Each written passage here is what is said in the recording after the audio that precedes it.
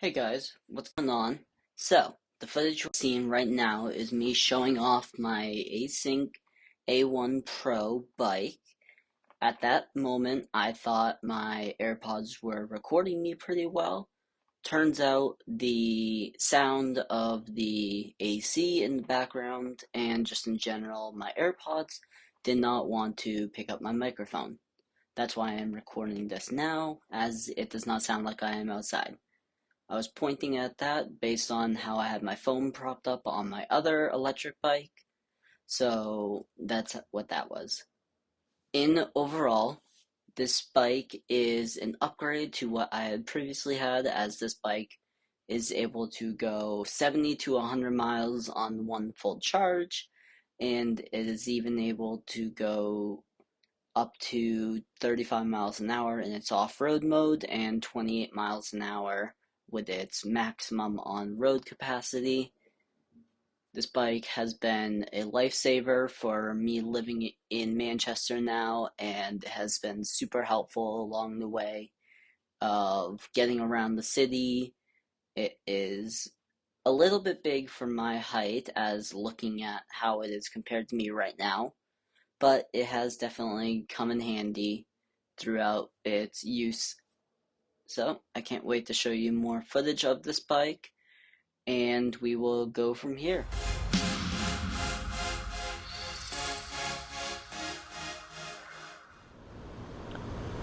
Okay, so I'm not sure how well you can hear me or how easy it is to see. I tried setting up the bike in a way where it'd be easier to see. So, we are in first right now. That means that this will only go up to 20. If I put it in second, it'll still only go up to 20 but has throttle. When I put it in third, it goes up to 28. And then I have to push both of these buttons to then get it into off-road mode. That's where it'll go up to the 35-mile-an-hour range.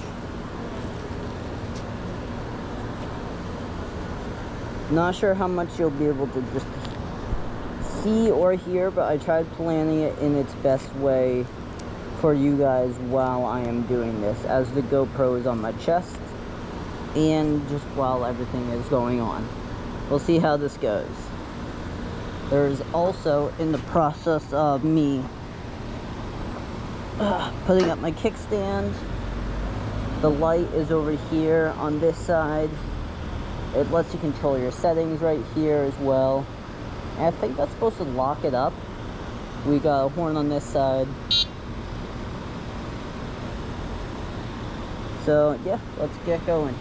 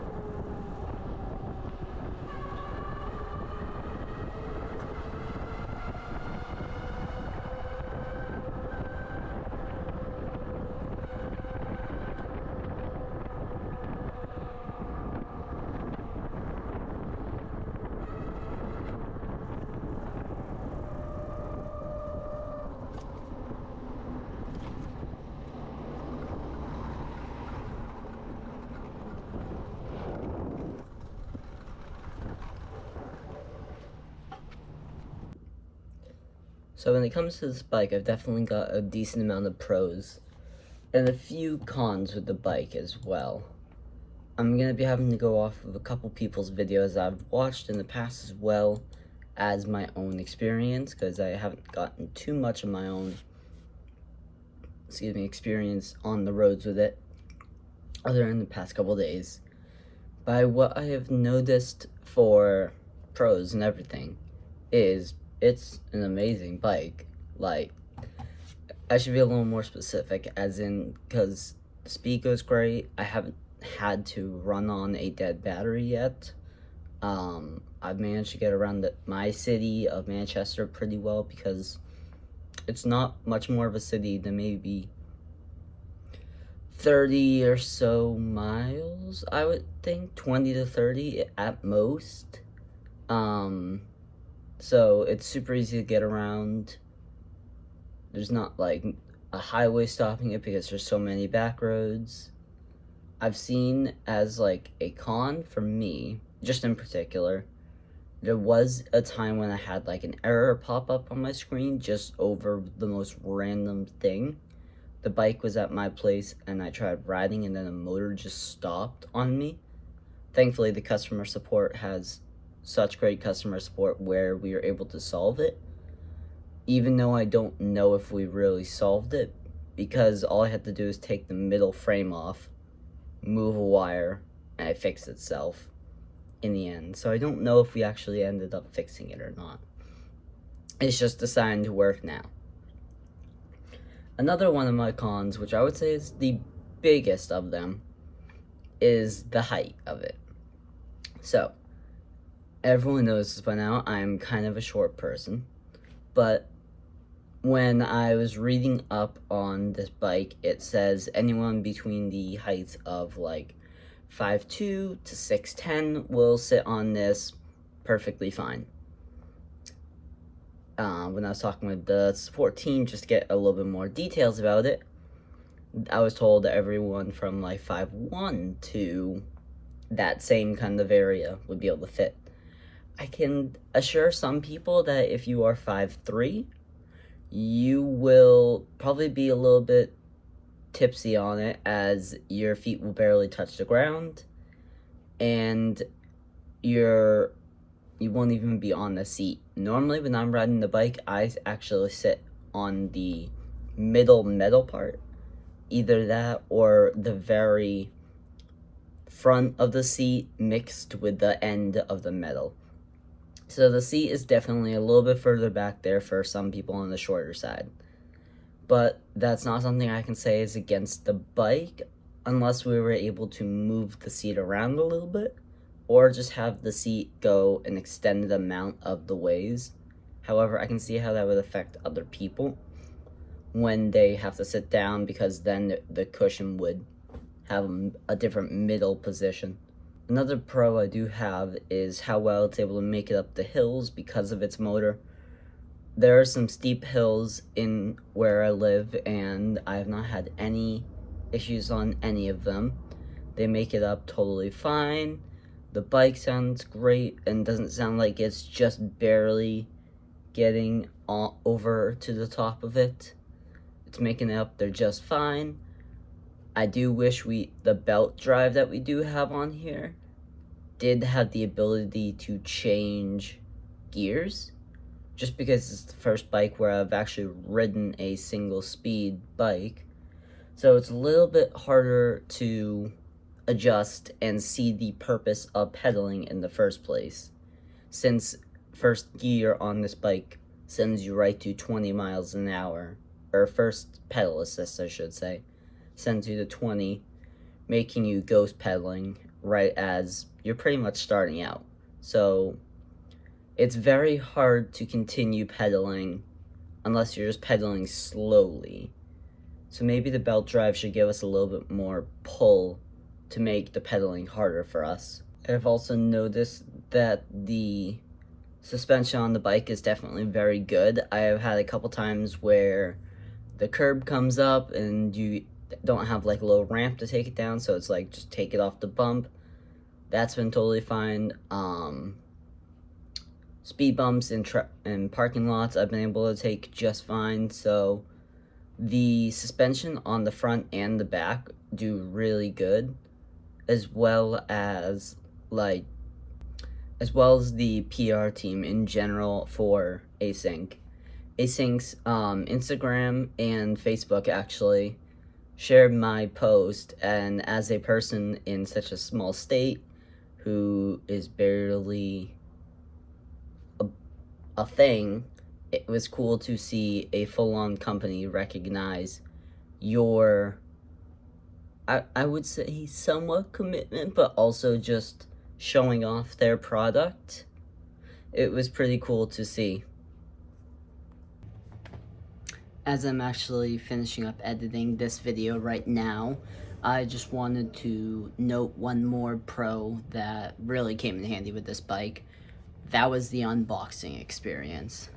The unboxing experience was super nice, and this clip that I have shows you that. I was able to get it together with my friend in only a couple hours. I will say, if someone does purchase this bike, there is a little trick that I did not catch. When you are putting the left pedal on, it does not follow normal guidelines of what people think with the righty-tighty, lefty-loosey experience, where you actually will want to turn the left pedal to the left to tighten it. That way it does not fall off when you are pedaling. I did not know that. I almost thought I messed up the entire bike. Thankfully I didn't. But that is my whole experience with this bike. Async, if you are ever watching this or in the future want to partner up with people, that would be great, even though I don't expect them to. I've already seen them share my posts, so that was good enough, because that means the company is definitely looking at newer users for the bike. So try and get your hands on it. It is very expensive at $3,500, but they are seeming to do a lot of sales, so you might be able to catch one at a lower cost, and they're very supportive of the people who do end up getting the bike, as mine did come late. And when they shared the post that it was coming late, they offered a free chain lock and portable air pump in the process. Hope you guys all have a good rest of your day, and if you end up getting this bike, please enjoy it.